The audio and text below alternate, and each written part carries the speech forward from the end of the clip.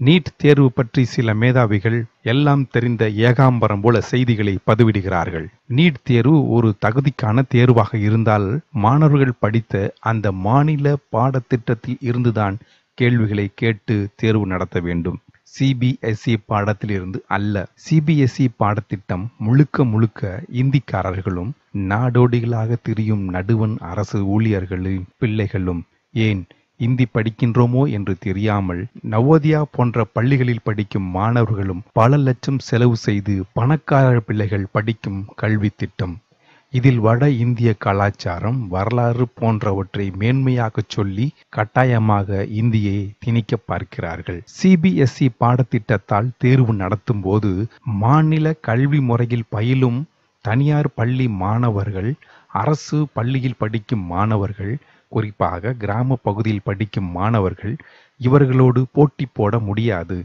காரணம், இந்தியை தாய்மொழியாக கொண்டவனும் இந்தி மொழியை படித்தவனும் அந்த பாடத்திட்டத்தை அனுபவ ரீதியாக புரிந்து கொண்டு எழுதுவதால் நீட் தேர்வில் அதிகமாக வெற்றி பெறுகிறார்கள். அதன் பின்பு நம் மாணவர்களின் நிலை என்ன? அப்படியே இந்தியை படித்துதான் எம்பிபிஎஸ் படிக்க வேண்டிய கட்டாயம் கிடையாது. உலகில் உள்ள நோயாளிகள் இந்தியாவில் 40 விழுக்காடு தமிழகத்தில் தான் மருத்துவம் பார்க்க வருகிறார்கள். தமிழகத்தில் தான் தலை சிறந்த மருத்துவர்கள் இருக்கிறார்கள். இங்கே திறமையான மருத்துவர்களுக்கு பஞ்சமில்லை. புதிய கருவிகளும் போதிய வசதிகளும் செய்து தர இந்திய அரசுக்குத்தான் தகுதியில்லை.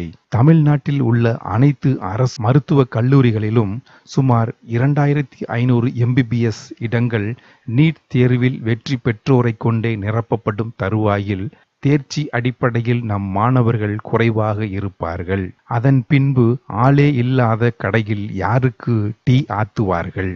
அந்த இடத்தை நிரப்ப வடநாட்டில் தேர்ச்சி பெற்ற வடுக மாணவர்களைத்தான் இறக்குமதி செய்வார்கள். சிபிஎஸ்இ கல்வி திட்டத்தில் நம் மாணவர்கள் மேன்மையடைய குறைந்தது 5 ஆண்டுகள் ஆகும் தருவாயில் அந்த 5 ஆண்டில் பல ஆயிரம் வடுக மாணவர்கள் இங்கே குவிந்து நம் கல்வி உரிமையை கொள்ளையடித்து விடுவார்கள். உதாரணமாக, நாட்டில் 29 மாநிலங்கள், 7 யூனியன் பிரதேசம் சேர்ந்து மொத்த மருத்துவக் கல்லூரிகளின் எண்ணிக்கை 563. இவற்றிலுள்ள மொத்த மெடிக்கல் சீட்டுகளின் எண்ணிக்கை 53,500. இதில் தென்னிந்தியாவில் உள்ள 5 மாநிலங்கள் மற்றும் ஒரு யூனியன் பிரதேசம் சேர்த்து மொத்த மருத்துவக் கல்லூரிகளின் எண்ணிக்கை 170. இவற்றிலுள்ள மொத்த மெடிக்கல் சீட்டுகளின் எண்ணிக்கை 24,055. அதாவது ஒட்டுமொத்த நாட்டின் 45% மெடிக்கல் சீட்டுகளை வெறும் 21% மக்கள் தங்களின் கைவசம் வைத்துள்ளனர். இன்னும் எளிதாக சொல்ல வேண்டுமானால் 12 லட்சம் மக்கள் தொகை கொண்ட புதுச்சேரிக்கு 1400 மெடிக்கல் சீட்டுகள் உள்ளன. ஆனால் 11 கோடி மக்கள் தொகை கொண்ட பீகாருக்கு 1350 மெடிக்கல் சீட்டுகள் மட்டுமே உள்ளன.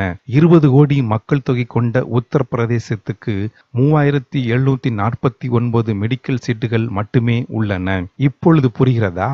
இந்திக்காரன் நாதாரி வித்தையை நாசுக்காக செய்வது. நாங்கள் தனியார் மய கைக்கூலிகளும் அல்ல, சுயநிதி மருத்துவ கல்வி கொள்ளையாளர்களின் எடுபிடிகளும் அல்ல. பல பொய்களை சொல்லி மாணவர்களை ஏமாற்றும் பாஜக அரசின் முகமுடியை கிழிக்கின்றோம், எங்களின் பிள்ளைகளின் எதிர்காலத்தை காப்பாற்ற.